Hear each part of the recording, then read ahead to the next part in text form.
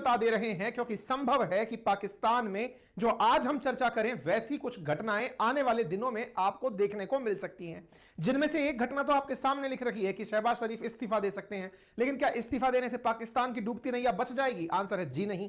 तो फिर कौन से ऐसे विकल्प हैं जिनके आज हम चर्चा आपके साथ कर रहे हैं, जिसके लिए हम चर्चा में आपको बता रहे हैं कि 3 विकल्प इस समय पाकिस्तान के पास हैं अपनी डूबती हुई, मतलब सरकार तो नहीं बचेगी लेकिन देश की इकोनॉमी को उबारने के लिए जो तरीके लगाए जा सकते हैं, कौन सा गियर डालना पड़ेगा जिससे संभव है कि पाकिस्तान शायद आफ्टर ए, मतलब ऐसा ना हो कि वहां पर सब लोग देश छोड़कर भागने लगे। उस परिस्थिति से पहले की स्थिति क्या है, आज के सेशन में चर्चा करेंगे पूरी तरह तार्किकता के साथ। आपको यह इसलिए बताया जा रहा है क्योंकि हमारे विश्लेषण में जो भी चीजें हम चर्चा में आपसे लेकर आते हैं वैसी कुछ हो जाती हैं।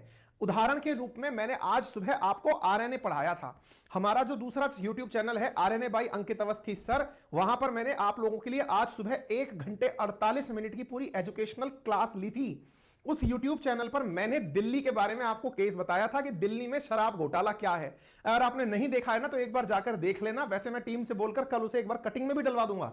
लेकिन उस शराब घोटाले का परिणाम अभी की ताजा न्यूज यह है कि मनीष सिसोदिया ने और जो पहले जैन थे इनके स्वास्थ्य मंत्री, उन्होंने अपने पद से इस्तीफा दे दिया है।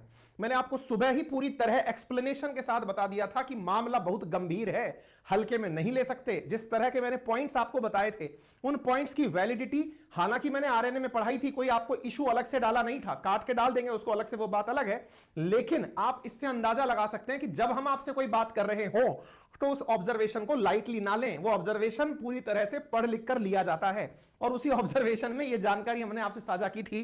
खैर, अब मैं आपको एक जानकारी देता हूं जो आज की खबर का आधार बनी है। क्या जानकारी है जरा सुनिएगा ध्यान से।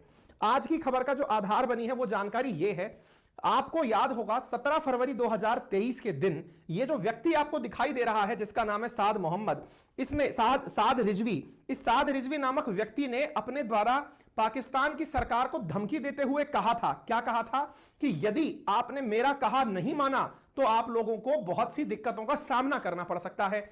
इसके ऊपर मैंने सेशन किया था, आपको याद हो मैंने एक सेशन किया था कि पाकिस्तानी मदद लेकर तुर्की पहुंचे शहबाज, लेकिन बन गया मजाक। यह सेशन 18 फरवरी को किया था और उस 18 फरवरी के सेशन में मैंने मौलाना साद के द्वारा दी गई ये वाली पंक्ति जो है यह आपसे डिस्कस की थी। आप में से समटाइम्स कुछ लोग ऐसा मानते होंगे कि यार पता नहीं सर को अंदर तक की बातें पता कैसे चल जाती हैं। मैंने एजेंट्स बिठा रखे हैं अपने वहां पे।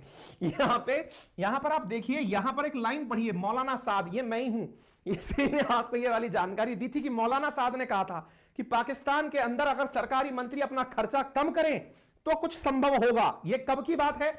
जब 17 फरवरी के दिन 72 घंटे का इस व्यक्ति ने अल्टीमेटम दिया था कि या तो मान जाओ नहीं तो हम दिक्कतें खड़ी कर देंगे। और मैंने इस बारे में पहले भी बताया हुआ है, ये वही व्यक्ति है जो पाकिस्तान को सलाह दे चुका है कि एक हाथ में परमाणु बम रखो और एक में कुरान और फिर मांगो देखो क्या ना मिल जाए। ये वो व्यक्ति है। ऐसी स्थिति में इसके कहे हुए बयानों को शायद पाकिस्तान की सरकार ने मान लिया है। आप कहेंगे क्या बात कर रहे हो? जी हां, लो जी आपको न्यूज की कटिंग दिखा देता हूं।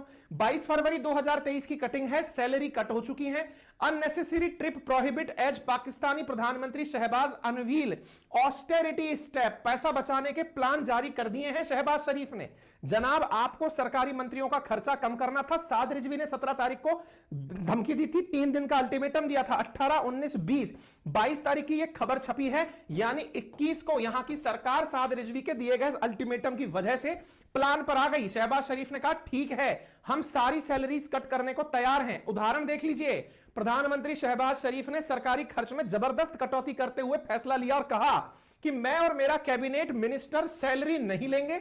तमाम केंद्रीय मंत्री बिजली, पानी, गैस, टेलीफोन के बिल जेब से भरेंगे। अरे भाई जब सैलरी नहीं लोगे तो जेब से कैसे भरोगे? बोले बहुत कमा लिया, पहले दुनिया समझ गई है कि हमने कितना रिश्वत किया था, लेकिन उस वजह से अब अपनी जेब से भरिए। शरीफ का कहना है कि मंत्रियों के पास मौजूदा लग्जरी गाड़ियां नीलाम की जाएंगी, लोग मजे ले रहे हैं ताकि नई गाड़ियां आ सकें। सुप्रीम कोर्ट, हाई कोर्ट और ब्यूरोक्रेसी के भी खर्चों में कटौती की अपील की गई है। सारे अधिकारियों, जजेस से कहा जा रहा है कि आप अपने अपने खर्चों में कटौती करें। नीलामी, गाड़ी की नीलामियां की जाएंगी, यह जानकारी है।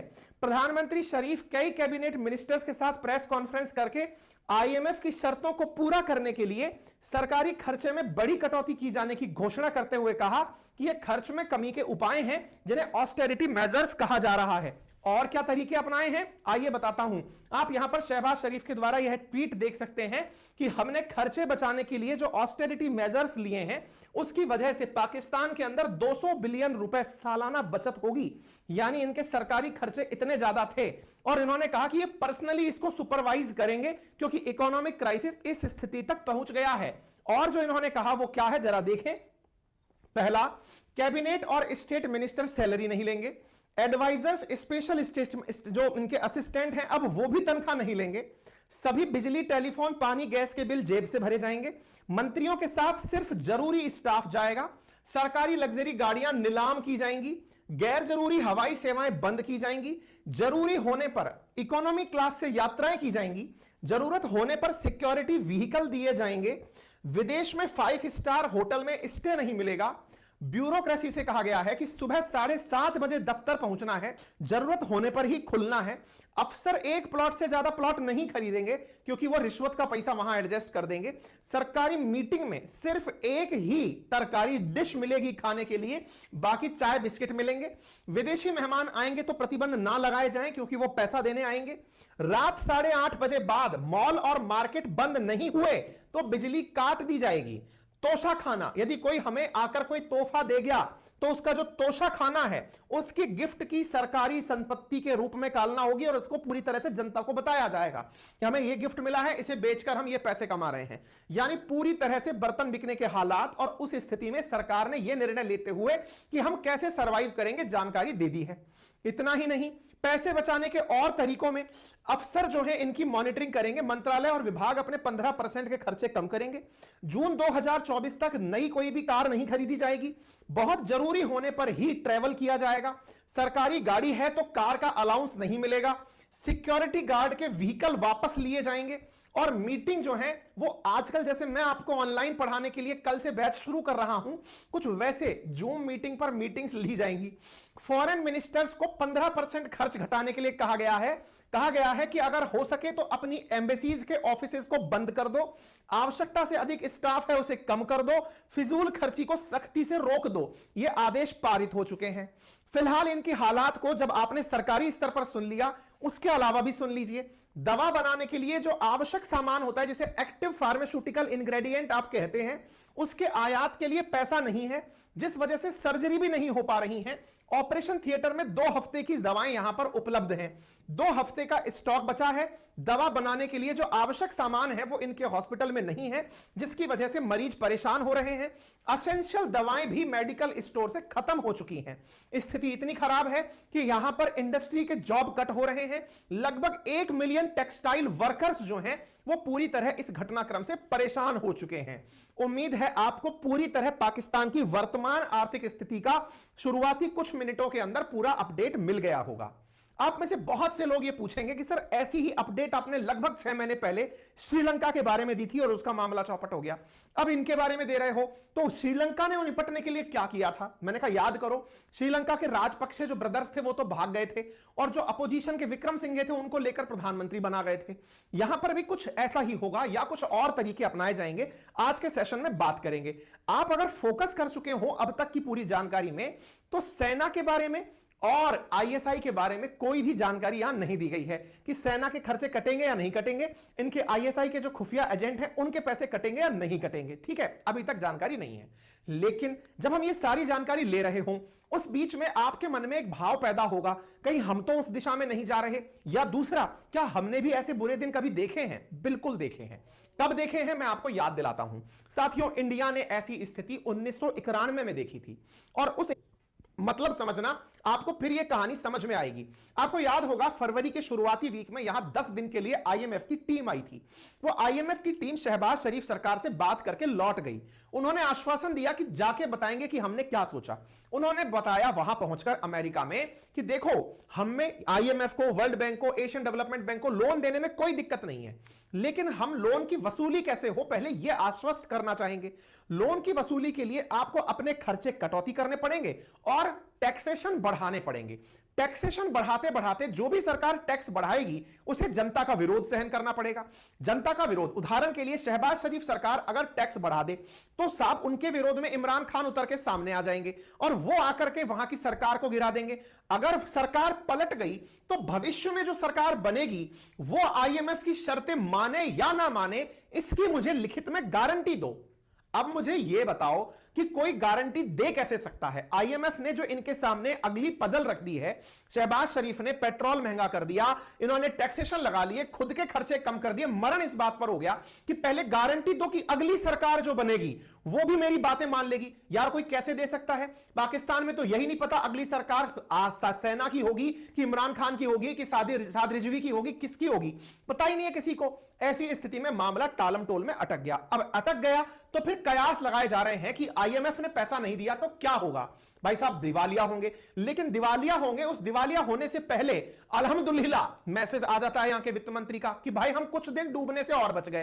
क्यों? क्योंकि स्टेट बैंक ऑफ पाकिस्तान को चीन के द्वारा $700 मिलियन का कर्जा मिल गया है। हम कुछ दिन अपने फॉरेक्स को और धकेल पाएंगे, हम तब तक आईएमएफ की शर्तों की पालना कर पाएंगे। आप यहां खबर देख सकते हैं, 24 फरवरी को इन्होंने खुशी जाहिर कर दी कि हमें चीन की तरफ से $700 मिलियन का लोन मिल गया है। लोन की शर्तें क्या हैं ये तो हम नहीं बताएंगे, लेकिन हां इससे कम से कम हम आईएमएफ की शर्तों की पालना, जिसमें हमें $6.5 बिलियन का लोन मिलने का रास्ता है, वो थोड़े दिन के लिए और आगे तक खिसक गया है। हम दिवालिया होने से कुछ दिन बच गए हैं। ऐसी स्थिति में इनके कई और पड़ोसी मित्र, जैसे ईरान ने भी कहा है कि आप मुझसे व्यापार कर लो, उज्बेकिस्तान ने भी कहा है कि चिंता मत करो मैं इन्वेस्टमेंट लाऊंगा, ये सब दिलासा देने वाले लोग इनके आसपास आ रहे हैं। फिलहाल यहां पर जितनी भी स्थितियां हो रही हैं उनमें सबसे बड़ी स्थिति यह है कि पाकिस्तान का खजाना खाली हो चुका है। अब खजाना खाली हो, सरकार को आईएमएफ का इंतजार हो, आईएमएफ ने शर्तें बिगाड़ रखी हो, तो ऑप्शंस क्या हो इन पर चर्चा होना अब लाजमी है। सबसे पहली ऑप्शन है, और वो विकल्प क्या है वो मैंने आपको बता दिए। यहां पर सारी की सारी स्थिति पॉलिटिकल गारंटी पर आकर टिकी हुई है। इंटरेस्टिंग बात देखें अब आप, इंटरेस्टिंग बात यह है कि आज तक पाकिस्तान में कभी भी कोई भी सरकार 5 साल पूरा नहीं कर पाई। आप सिविलियंस को अगर देखें तो 5 साल कभी भी पूरे नहीं हुए, 5 साल पूरे नहीं हुए, और हर बार यहां तख्ता पलट होकर सेना आ गई है। इस बार पाकिस्तान में एक नया नजारा देखने को मिल रहा है। नया नजारा क्या? पाकिस्तान में सेना एकदम चुप्पी मार के बैठी है। आपको याद होंगे ये बाजवा हैं, पूर्व आर्मी चीफ हैं, ये पूरी तरह चुपचाप बैठे हुए हैं, कोई प्रतिक्रिया नहीं दे रहे। क्यों नहीं दे रहे? कि भाई खराब हालत में अगर देश की कमान संभाल ली तो जनता अभी जो सरकार विरोधी हो रखी है या इमरान खान समर्थक हो रखी है वो सेना की विरोधी हो जाएगी। और पाकिस्तान में सेना सब कुछ है। सेना अपनी इमेज को लेकर ऑलरेडी इतना कंसर्न है कि भाई कुछ भी हो जाए सरकार लेने की मंशा जाहिर नहीं करनी है। भाई साहब ये स्थिति पाकिस्तान में पहली बार बनती दिख रही है। अदरवाइज यहां पर लोकतंत्र के फेल होते ही सेना के द्वारा टेक ओवर कर लिया जाता है। आप यहां पर सेना के द्वारा बैठे हुए जनरल्स को देख सकते हैं समय समय पर। लेकिन इस बार यहां सेना चुपचाप बैठी है। और तो और जो आईएसआई के चीफ हैं आसिम मुनीर, वो भी इन दिनों सांसदों के और विधायकों के संपर्क में नहीं आ रहे। क्यों? क्योंकि संपर्क में आने का मतलब है कि पैसा दो। वो कह रहे हैं तनख्वाही नहीं आ रही, पैसा कहां से दें? तो भाई साहब इनकी भी एकदम चुप्पी है, यानी आईएसआई चुप मार के बैठी है, सेना चुप मार के बैठी है। अब जो चल रहा है वो पॉलिटिकल ड्रामा चल रहा है। पॉलिटिकल ड्रामा के अंदर यहां के जो न्यूज चैनल्स हैं उनके बीच में एक चर्चा छिड़ना शुरू हो गई है। चर्चा छिड़ना क्या शुरू हुई है? यहां के प्रॉपर न्यूज चैनल्स अब विकल्प सुझा रहे हैं आंतरिक सूत्रों से खबरें निकाल निकाल करके कि क्या क्या ऑप्शंस पॉसिबल हैं यदि पाकिस्तान की सरकार शहबाज शरीफ की कंटिन्यू ना करे। तो ऐसी स्थिति में ऑप्शन क्या है?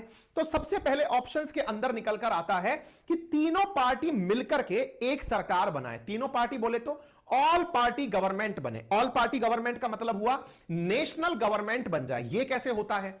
देखिए क्या होता है, अगर आपको याद हो तो जब भारत आजाद हो रहा था हमारा दुश्मन अंग्रेज थे। अंग्रेज तो हमने भगा दिए। हम अपने देश के अंदर जितने भी राजनीतिक सक्रिय दल थे उन सब ने मिलकर के एक संविधान की रचना करी और देश चलाना शुरू किया। जब देश चलाना हुआ शुरू, उसके बाद में जब देश पटरी पर आ गया तो फिर सरकार से कुछ दल अलग होकर विपक्ष में बैठना शुरू हो गए। यहां पर फिर से शुरू करने की बात की जा रही है कि चलो रीस्टार्ट का बटन दबाते हैं। रीस्टार्ट का बटन कैसे दबाएं? बोले सबसे पहले जितने भी पक्ष हैं कौन से पक्ष? जो सत्ता के दावेदार हैं, चाहे फिर वो इमरान खान हो, चाहे साद रिजवी हो, चाहे वो जरदारी हो, चाहे वो शहबाज शरीफ हो, ये सब एक बार टेबल पर बैठे, एक कॉमन मिनिमम प्रोग्राम बनाएं जिस पर सभी पार्टियों से जो लोग मंत्री बनकर आए वो दस्तखत करें और ये कहें कि इस समय इस देश को परेशानी से निकालने के लिए हम सब एक से साथ काम करेंगे और 2 साल तक कोई भी सत्ता पक्ष और विपक्ष नहीं होगा।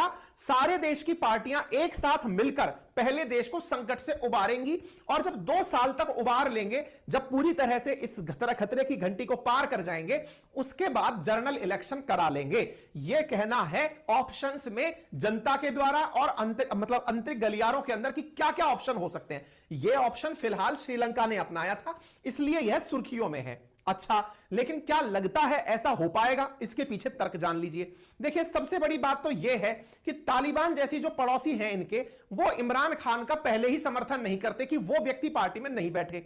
दूसरा, इमरान खान जो हैं वो इस समय ऑलरेडी तोशाखाना विवाद के चलते गिरफ्तारियों के करीब पहुंच चुके हैं, अरेस्ट वारंट निकल चुका है। तब ऐसी स्थिति में उनकी पार्टी कैसे कॉमन पॉइंट एजेंडा पर निकल कर आएगी?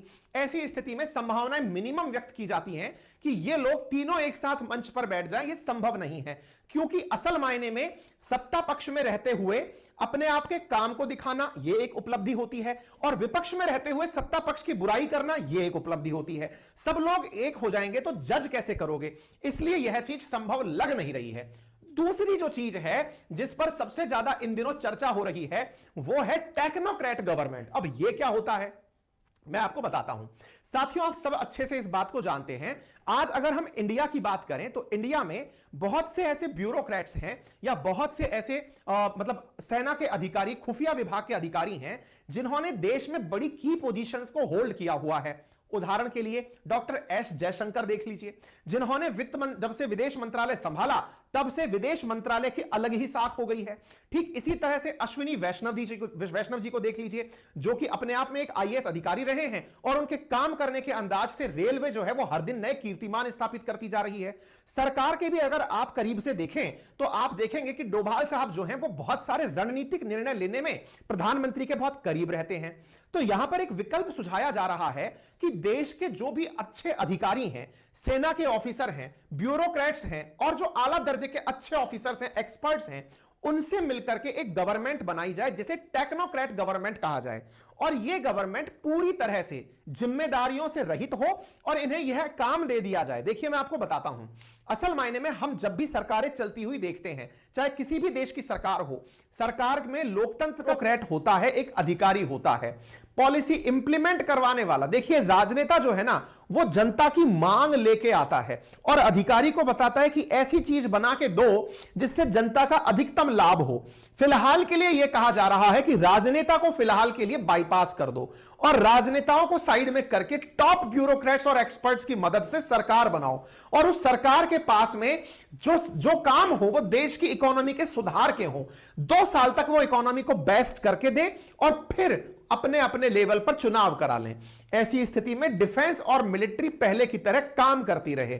लेकिन क्या यह संभव है और क्या किसी देश में ऐसा कभी हुआ है? जी हां, जब डॉक्टर एस जयशंकर भारत के विदेश मंत्री बने थे तो अखबारों की सुर्खियां ही यही थी, the technocrat who made a surprise entry in Modi 2.0, यानी know your minister S Jaishankar, जिन्हें टेक्नोक्रेट कह के, जिन्हें अपने फील्ड में महारत हासिल थी, जो विदेश विभाग में लंबे समय तक कार्यरत रहे और उन्हें ही विदेश मंत्री का पद संभला दिया।